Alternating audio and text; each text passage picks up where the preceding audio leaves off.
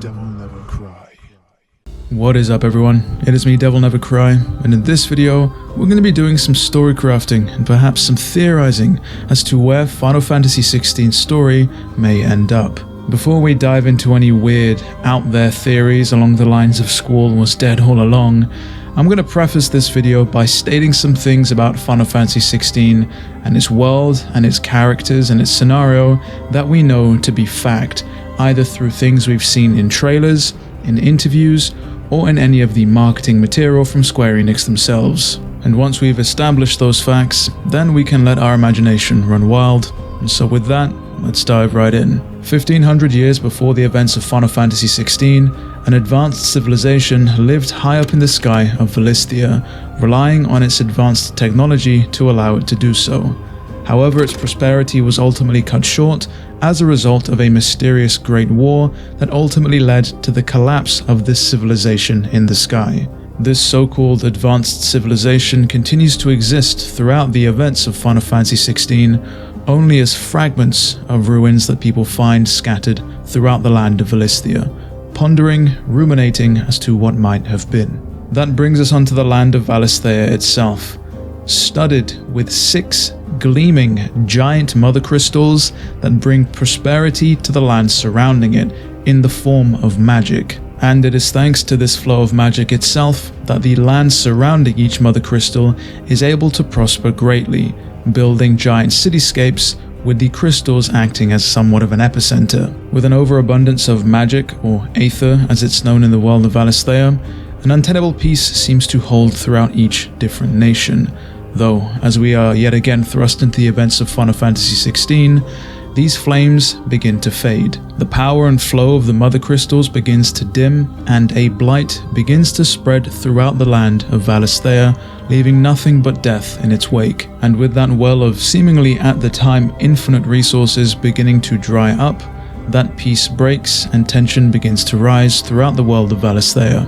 And at the very center of all this are dominants and Eikons.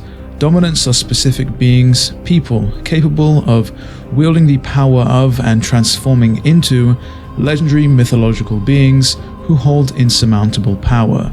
So powerful they are in fact that they are capable of turning the tide of a losing battle by their actions alone. Where dominants and Eikons originated from is currently unknown, but here are a few things that we do know. First of all, there is an implication that wielding the power of an Eikon may potentially be hereditary, as is the case with Clive, the protagonist of Final Fantasy XVI. Clive was said to be the one to be expected to inherit the power of the Phoenix Eikon and to become its dominant. However, this fate ultimately fell to his younger brother Joshua instead. The second thing that we know is that the power of a dominant must awaken in a being before they're capable of wielding the power of an Eikon. In fact, you may be able to be a dominant and not even know about it until the moment of crisis or the turning point initially happens. And such is the case with Jill Warwick, one of Clive's best friends, who ends up being the dominant of the Eikon Shiva. Having said all that, there is one key piece of information I absolutely cannot leave out in regards to Eikons and dominants, and that is that in return for wielding the power of an Eikon, the user, the dominant, slowly begins to petrify over time. As a result of wielding their power, they slowly begin to turn to stone until they succumb to their fate and ultimately perish. A cruel twist of fate perhaps, as it's implied that some dominants are forced to wield their power as a weapon of war.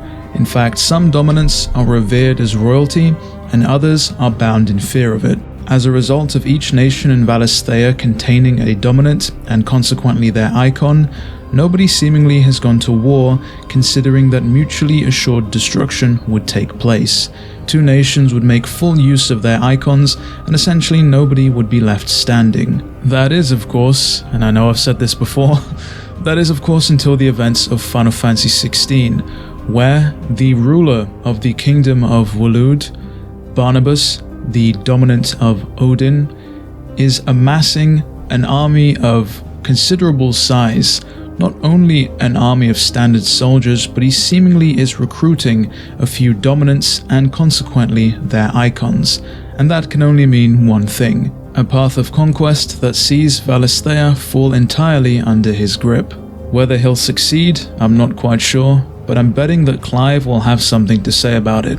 Speaking of Clive, Clive's main driving force and his purpose in Final Fantasy XVI is to find the dominant and Eikon that murdered his brother Joshua, who at the time was the dominant of the Eikon Phoenix. As great a purpose that may be, Clive will definitely serve a greater purpose in the overall story of Final Fantasy XVI than simply getting his revenge. Clive, for whatever reason, is able to take the power of all these different icons and dominants and wield them as his own. Typically, a dominant is only capable of using the power of one icon, the icon whose power they are blessed with.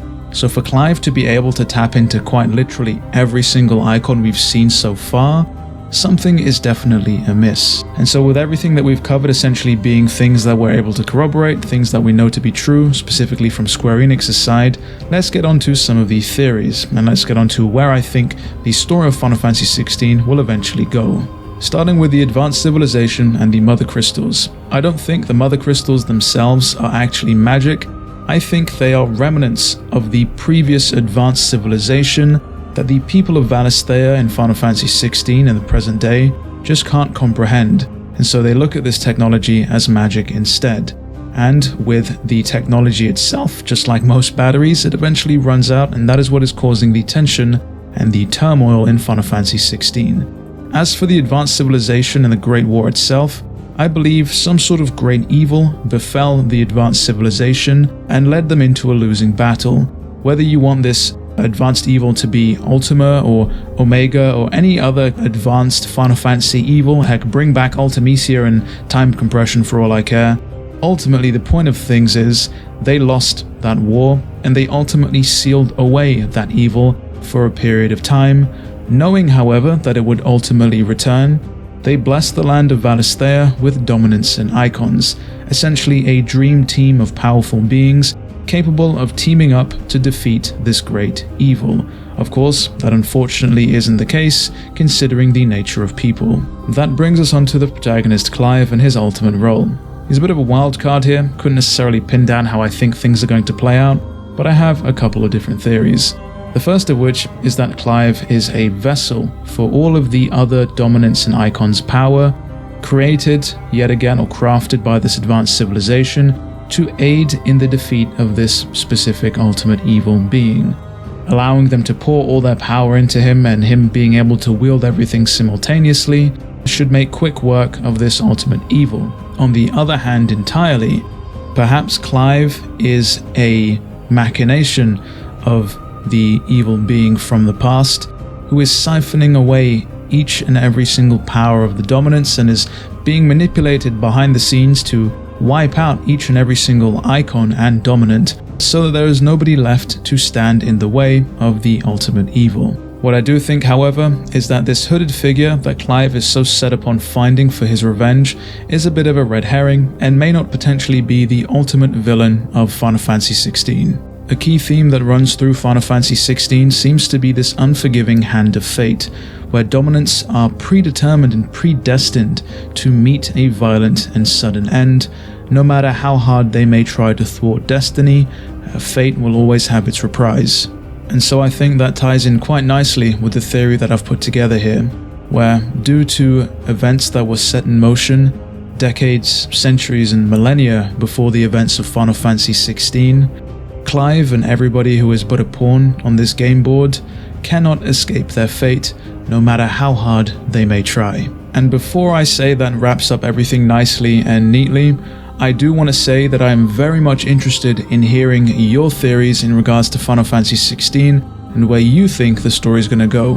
Whether you agree with some of the things I've said, whether you disagree entirely, and whether perhaps I may have missed out a key piece of information. Let me know all of that down in the comment section below. And with that, yes, we have come to the end of this video. So, with all that said, it has been me, DevilNeverCry. I'd like to thank all of you for watching, and as always, I'll see you all next video.